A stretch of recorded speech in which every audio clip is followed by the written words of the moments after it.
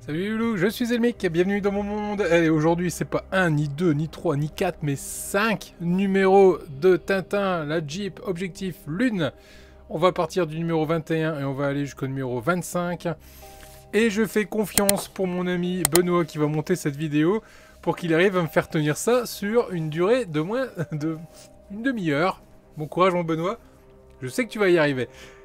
Allez, en attendant, vous allez voir que ce qu'il y a, à mon avis, ça va bien aider notre ami Benoît parce qu'il va pouvoir couper comme un porc dans la vidéo, étant donné que ce qu'on va monter, c'est pas super hyper passionnant. On n'a pas grand chose à chaque fois, des toutes petites quantités de pièces. Des choses qui, à mon avis, vont se passer très très très vite. Allez, on voit ce qu'il y a dans les fascicules, on voit les pièces, et on attaque le montage. Ça se passe à côté, hop, directement, numéro 21 de la Jeep Objectif Lune. Dans ce fascicule numéro 21, on va parler des coulisses de l'aventure et notamment tous les titres dans les différentes langues, en néerlandais, en anglais, en allemand, en portugais, en italien et en catalan. Excellent. Donc ici, comme je vous disais, vraiment pas beaucoup de pièces, juste quelques éléments qu'on va venir positionner, quelques cales. Et ma foi, rien de plus à se mettre sous la dent sur ce premier numéro 22. Les coulisses de l'aventure, Objectif Lune, version japonais. Hop.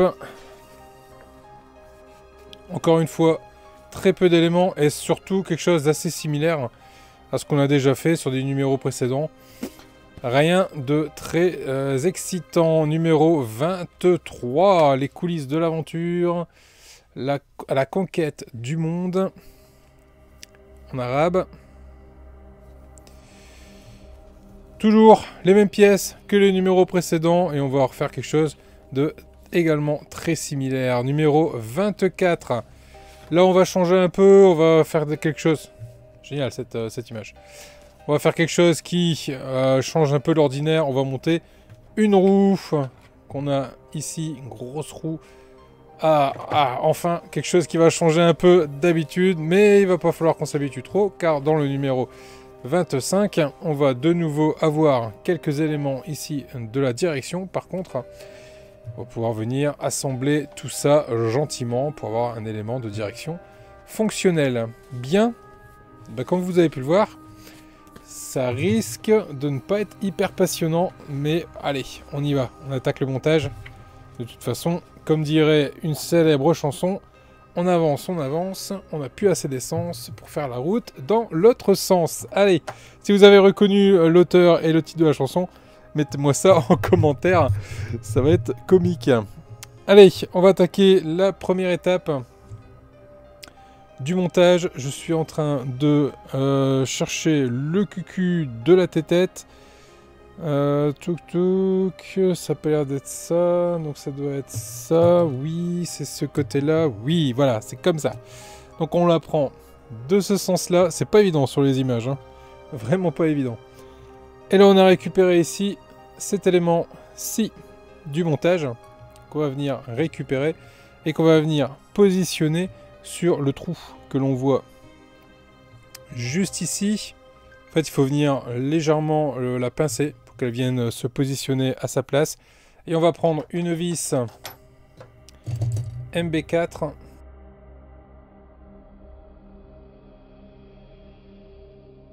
Voilà. La première vis est mise. Cette pièce-là ne bouge plus. Je prends la seconde qui est juste ici. Je la prends dans cette position-là. Et je vais venir la visser de la même façon. Toc. Toujours avec une vis MB4.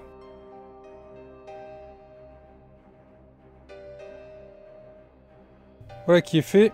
Je retire la colonne de direction pour ne pas l'abîmer. Je retourne la maquette. Et là, j'ai deux trous qui vont permettre de venir positionner deux vis MB4 de chaque côté pour fixer ça de façon définitive.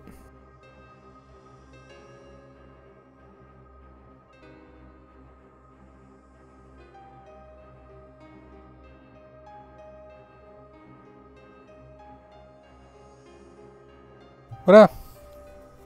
C'est mis de ce côté-là. Les 4 vis sont en place. Maintenant, on va venir positionner des butées. Ce sont des petites pièces qui sont juste là. Il n'y a pas de vrai sens en fait. Hein. Il y a 2 tétons exactement de la même taille. Donc on a une première butée juste là. Les trous en face des tétons. Et on appuie.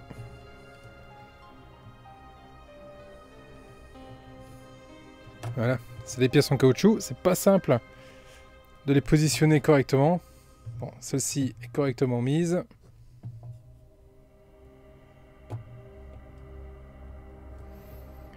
Celle-ci également. Et enfin à l'opposé, donc juste ici.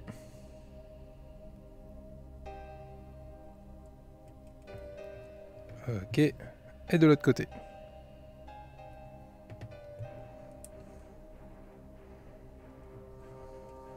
Bon, je disais qu'il n'y avait pas de sens, mais en fait il y a un sens. Hein. Regardez bien la façon où il se positionne par rapport à la forme de la pièce. Bon, là ça me semble pas mal, même si j'en ai un qui a vraiment du mal à se positionner, qui a du mal à se mettre. J'ai du mal à l'enfoncer correctement en fait, celui-ci. Mais bon, grosso modo, ça m'a l'air de pas être mal du tout. Je sais pas si ça tiendra bien dans le temps, cette histoire-là. Mais bon, voilà en tout cas qui termine le numéro 21. Allez, on passe au numéro 22. Le numéro 22... On vient récupérer cette pièce-ci et comme d'habitude, on repère le côté avec le rond cassé qui va venir à l'intérieur du châssis. On repère les 2 trous qui sont juste là. On vient positionner notre pièce et on va le visser avec 2 vis MB4.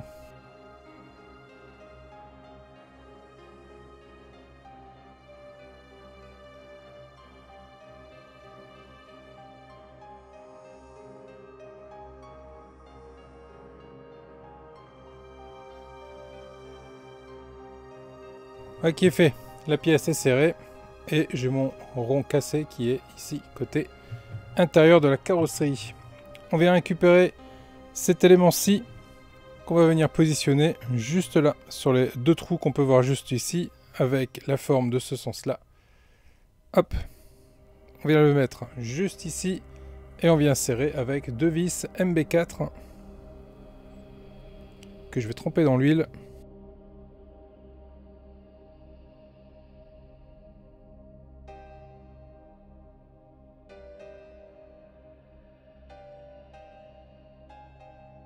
Voilà. C'est vraiment pas simple à mettre. Voilà ce que ça nous donne sur ces 2 éléments-là. Maintenant, je vais aller récupérer ici cette pièce-là que je vais passer à l'intérieur de cette façon-là. Et comme la dernière fois, on récupère la petite rondelle, une vis MB3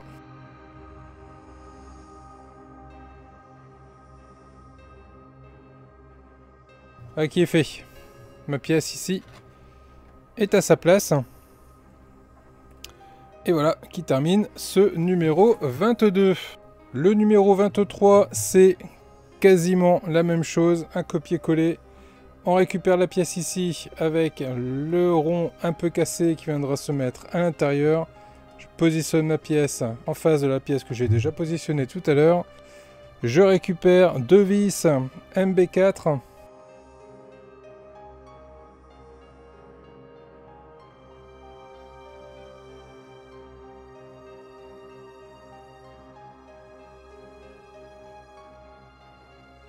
Qui est fait, ma pièce est en place et j'ai mon rond cassé vers l'intérieur du châssis. Je récupère cet élément-ci, toujours avec la pente de ce côté-là, que je viens positionner ici à sa place.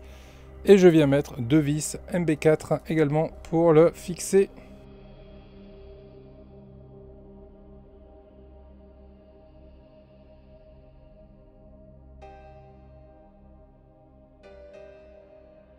Qui est fait, ma pièce est en place de cette façon-là. Je viens récupérer cet élément-ci On commence à avoir l'habitude. On l'enfourche ici. On récupère la petite rondelle qui va bien. Avec la petite vis MB3 qui va bien également.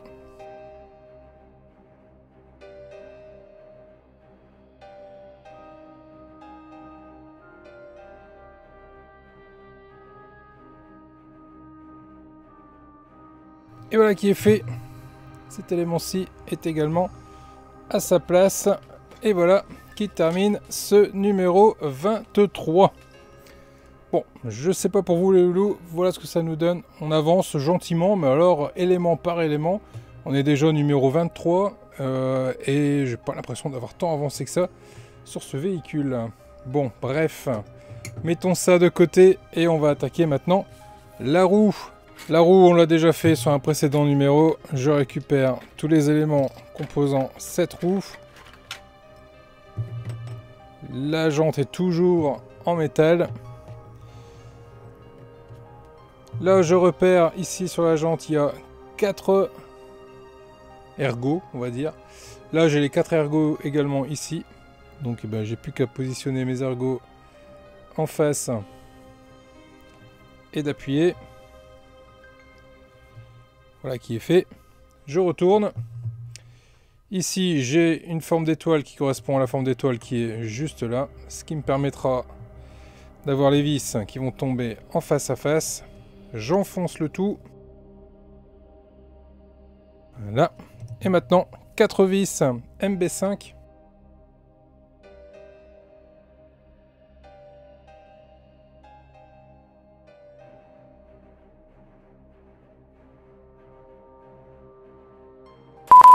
Ah, ah, ah.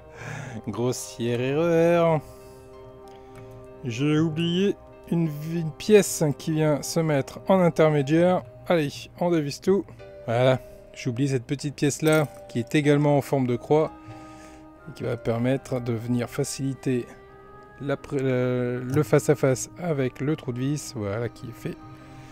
Allez, on visse tout ça.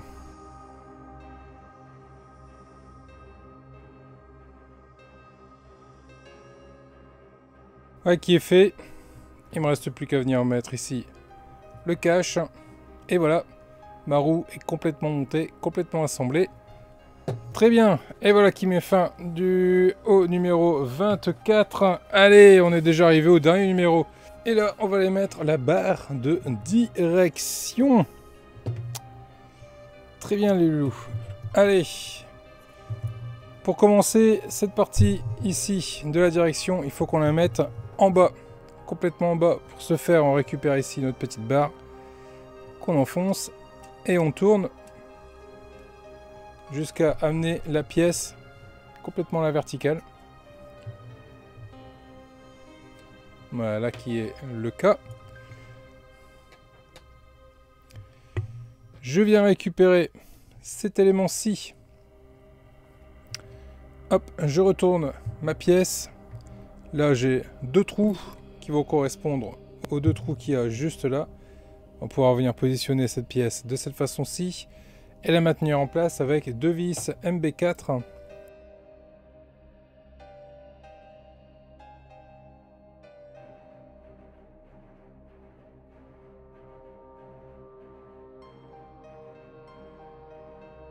Voilà qui est fait. Ma pièce là est en place. Je viens récupérer cet élément-ci que je vais positionner, hop là, d'une certaine façon. Cette façon, c'est celle-ci, dans cet angle-là. Et on vient le passer dans le trou. On vient récupérer une vis MB5, mais surtout une petite rondelle.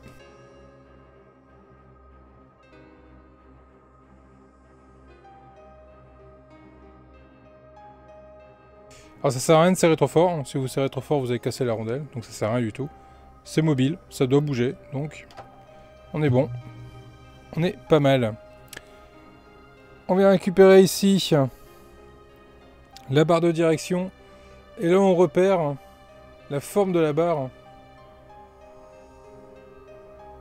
Si on prend cette barre ici, donc on voit déjà la forme, qu'elle n'est pas complètement ronde, parce qu'elle va venir se positionner sur le côté. Mais surtout là, on a ici une petite fente qu'on n'a pas de l'autre côté. Donc on va récupérer la petite fente et elle va venir se positionner sur la pièce qui est juste là. Donc la fente là, on le retourne. Toc. On vient la positionner sur la pièce. Et là, on va venir mettre une vis AB5.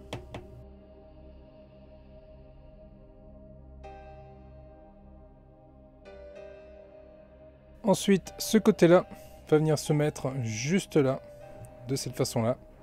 Et là, on va pouvoir venir mettre une vis de l'autre côté, une vis MB5 également.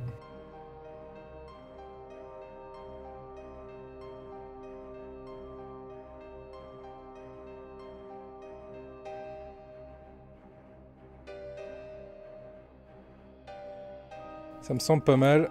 J'ai un petit peu de jeu, mais bon, je pense que ça va être compliqué de serrer plus que ça en tout cas. Non, j'arriverai pas à fixer, à serrer plus que ça. Voilà ce que ça nous donne. Donc là, si on teste cet assemblage, je viens positionner ma direction. Et quand je tourne, voilà, on a bien la pièce qui bouge, qui recule et qui avance. Et qui fera donc tourner les roues. Ok, ça marche, c'est fonctionnel. Et c'est très bien comme ça. Je regarde s'il nous reste encore des choses à faire. Non, le numéro 25, les loulous, est fini. Ben, je vous disais, moins d'une demi-heure, limite, sans montage. Ça tient dans la demi-heure, donc mon ami Benoît aura pas trop de difficultés pour amener tout ça encore plus loin. Donc je vais lui mettre un nouveau défi, c'est d'arriver dans les 20 minutes, mon Benoît. Voilà ce qu'on a. Bon, bah vous avouerez quand même qu'on n'a pas eu l'impression de beaucoup avancer. On a mis des petits détails à droite et à gauche. Mais au final, je vais t'embêter pour faire ma vignette, à moins que je la fasse comme ça. Parce qu'on aura du mal à voir une différence entre avant et après. Alors peut-être là j'ai une roue. Peut-être rajouter une roue sur le côté. Voilà, je vais la mettre au-dessous. Voilà, ça donnera l'impression qu'il y a une roue en plus. Mais bon, voilà, je vais avoir du mal à faire une vignette qui va être représentative de tout ce qu'on a monté, c'est-à-dire pas grand-chose.